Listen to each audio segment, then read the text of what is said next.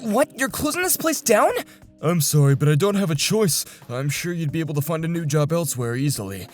I'm not who you should be worried about. What are you gonna do? Well, My name is Daiki Matsumoto. I'm a 20-year-old soba chef. I'm just as confused as you all are right now, and I don't really understand why my boss is closing up this restaurant. So I guess that I should take a trip down memory lane and talk about everything that led up to this point first. The story first starts 4 years ago.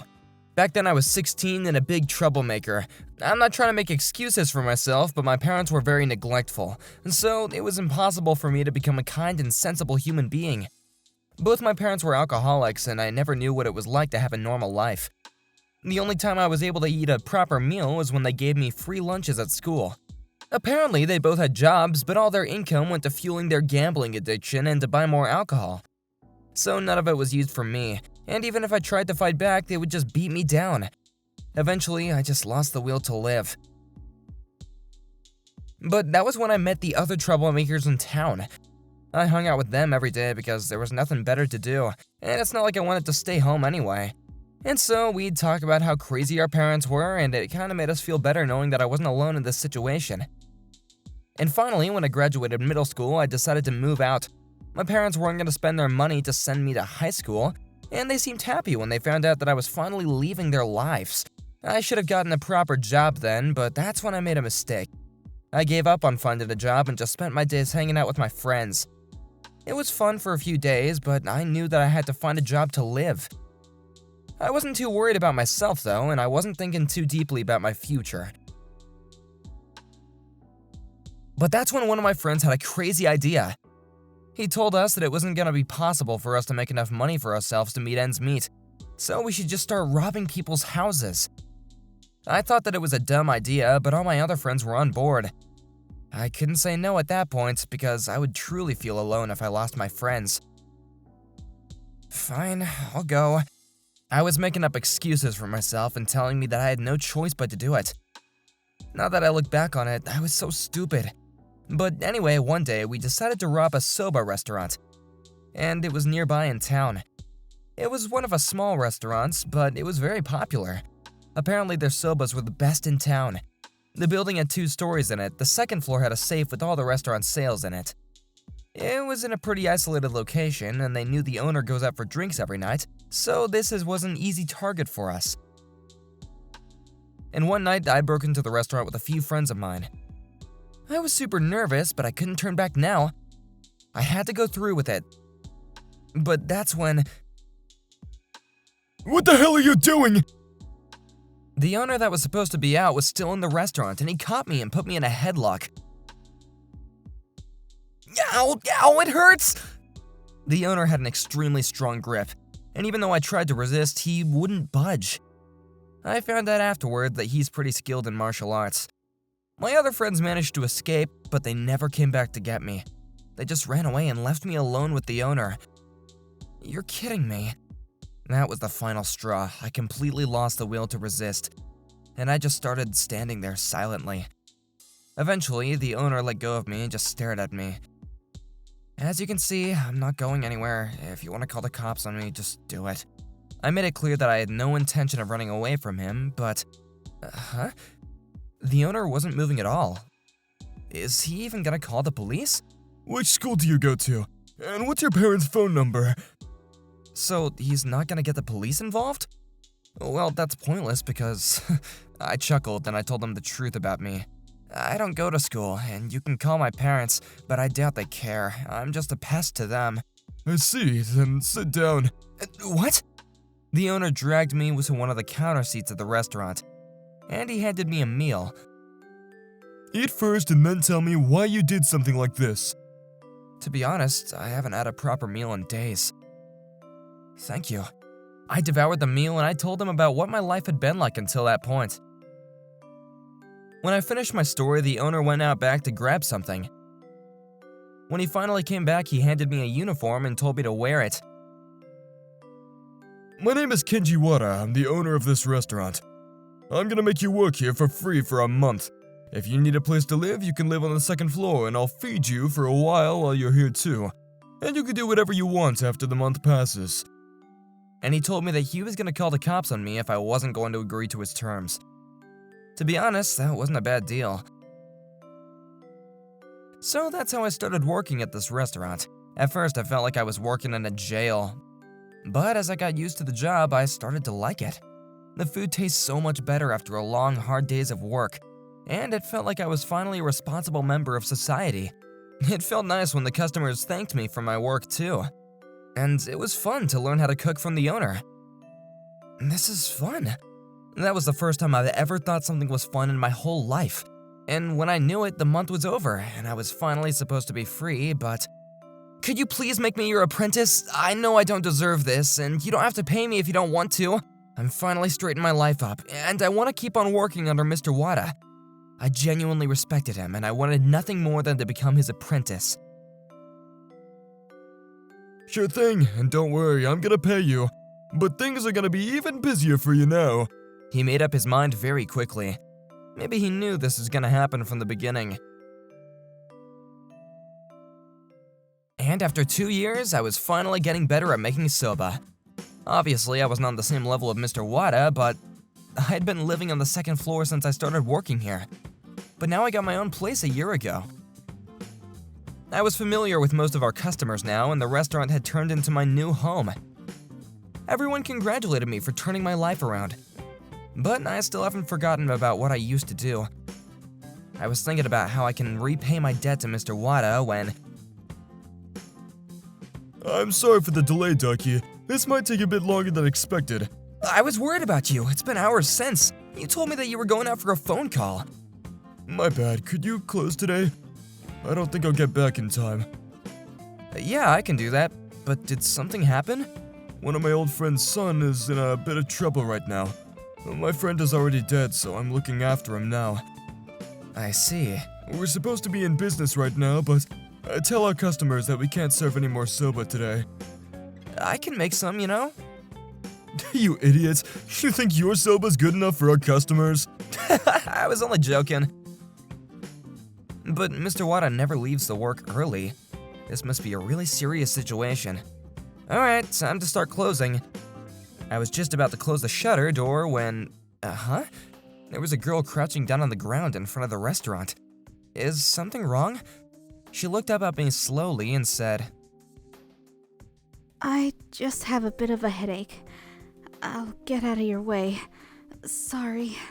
She stood up and started to walk away, but she looked like she was about to fall. She must have been a bit younger than I was. You have a headache, right? You can come in and take a rest in here. The girl stared at me for a bit and said, Thank you. And so she walked inside.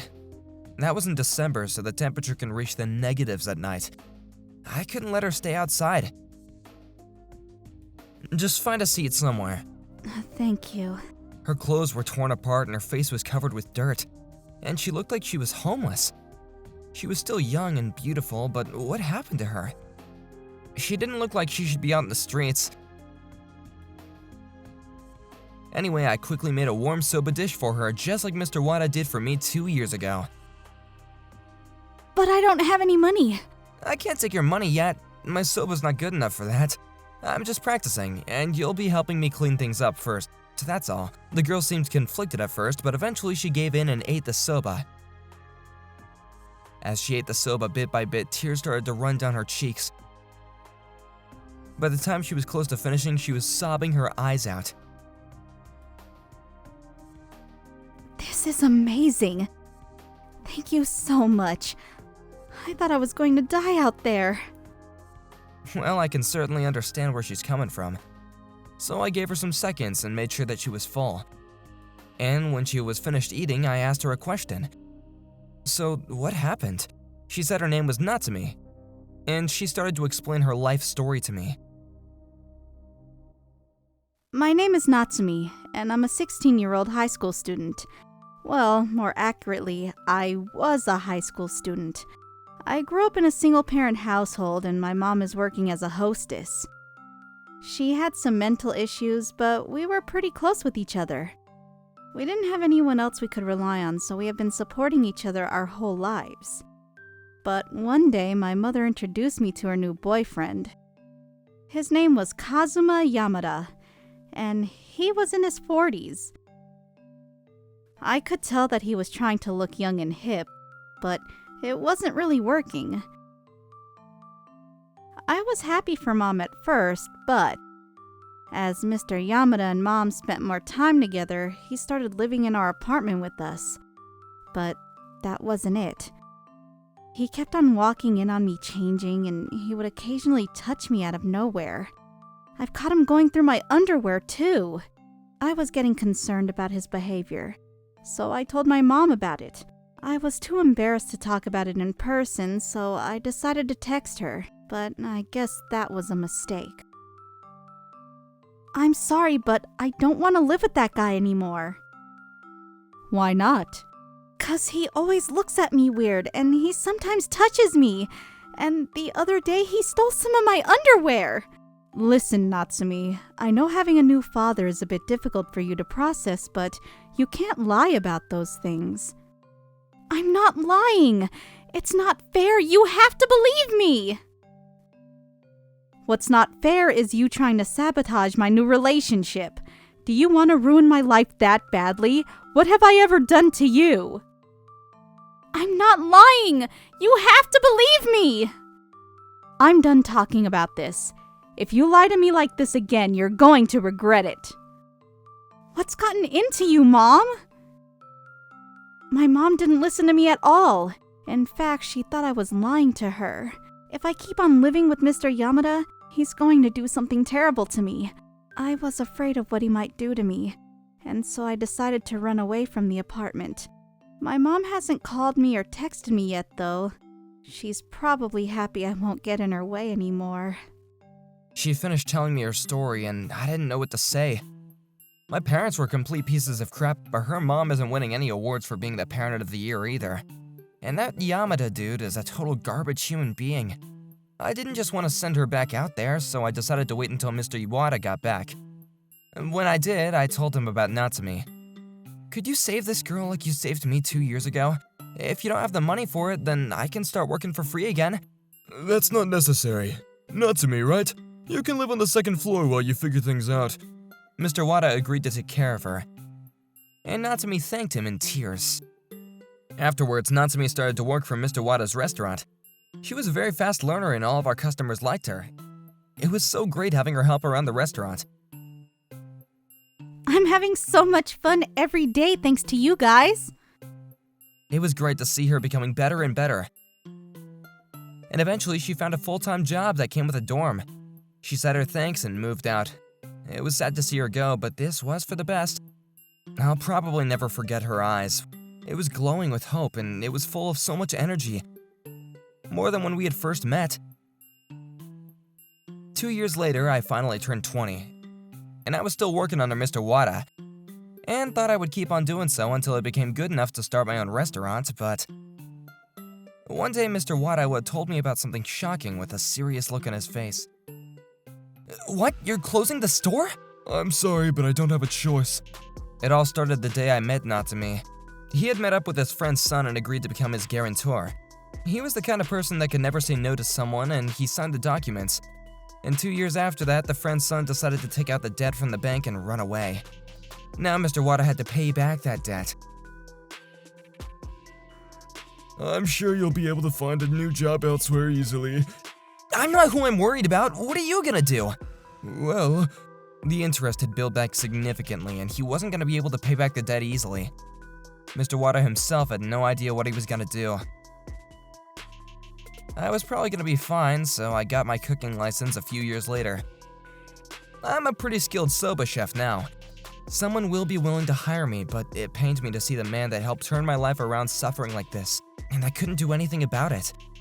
After I got a text from work that day, it was just walking around downtown, when I got a text from someone I hadn't talked to in a long time. It's been a minute, sir. Do you remember me? Of course I do. What a pleasant surprise. I'm so glad you didn't change your number. I'm sorry it took this long to reach out to you again. I was super busy and I didn't have the time. No worries, but anyway, how are you doing? I'm doing well. Are you still working with Mr. Wada at his restaurant? I guess, yeah. I have a lot to talk about with you, so if you have some time, do you want to meet up? Sure, I could meet up now, if that isn't inconvenient for you. That's perfect. I was gonna ask if it was alright with you. Alright then, let's go to that restaurant that I always used to go to with Mr. Wada. Sure thing. And so Natsumi and I met up and talked about how our lives had been like this for the last 2 years. Apparently, she studied very hard after she moved out of Mr. Wada's place, and now she's studying part-time at high school. She's independent now, and her goal is to get into college one day. I'm glad to see that she's back up on her feet now. She said she wanted to hear what I had been up to as well, but I didn't want to upset her. But eventually, I made up my mind and decided to tell her everything. I thought that she would be shocked to hear the news, but she said something unexpected when I told her about my story. Looks like I can repay my debt now. And afterwards, we rushed back to Mr. Wada's restaurant to talk to him. Can it not wait a bit longer? Well, I can't really do that. We're a business too, you know. When we arrived at the restaurant, we heard Mr. Wada talking with someone inside. It's probably the debt collector. Perfect timing. We opened the door and... What is it? We're in the middle of... Wait, is that Natsume? Long time no see, Mr. Wada. The greeting had to wait. I immediately gave Mr. Wada the good news. Sir, we know where the guy who ran with the bank's money is. What? The guy's name is Kazuma Yamada, right? Well, yes, but what about it? This was the shocking truth that we found out. The guy who ran away with the bank's money was the same guy who kept on harassing Natsumi. I told her the name of the guy that had run away with the bank's money, and she was able to connect the dots. I should have recognized the dude's name, but I guess I had just forgotten about it. And Natsumi continued where I left off. Recently, her mother came to visit her in the office. She doesn't know how she found her, but apparently she looked very tired and unhealthy.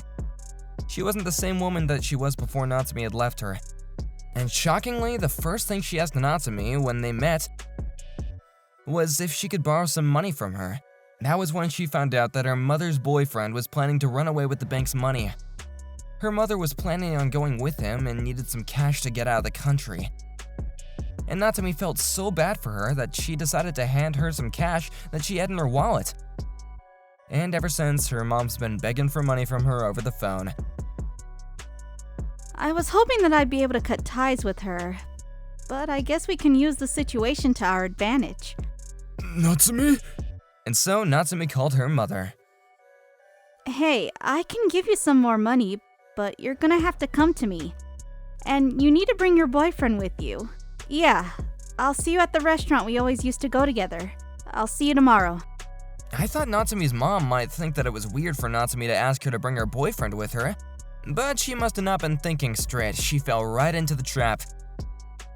And the next day they showed up to the restaurant without suspecting a thing. They had no clue that we had bought the debt collector with us. Well, nice to see you again. I have a lot I want to discuss with you, so you're gonna have to come with us. Yamada and Natsumi's mother couldn't run away now. When they figured out what was happening, it was already too late. They were taken away quickly afterwards. I don't know what happened to them after, but the debt collector stopped showing up at Mr. Wada's restaurant, and Natsumi was finally able to get over her mother. Anyway, thankfully things ended peacefully, and I was able to protect Mr. Wada's restaurant and reunite with Natsumi. Thank you. I have my restaurant now because of you two. Oh, come on, sir, I didn't do anything. Yeah, me neither. I wouldn't be here today if it wasn't for you two. Thank you so much for saving me all those years ago. I guess we're even now. I'm gonna keep on teaching you about how to make soda. And Natsumi, come visit us sometime, yeah? Of course! I'm gonna do my best, sir. We're not related or anything, but these people are my family, and I'm lucky to have them in my life.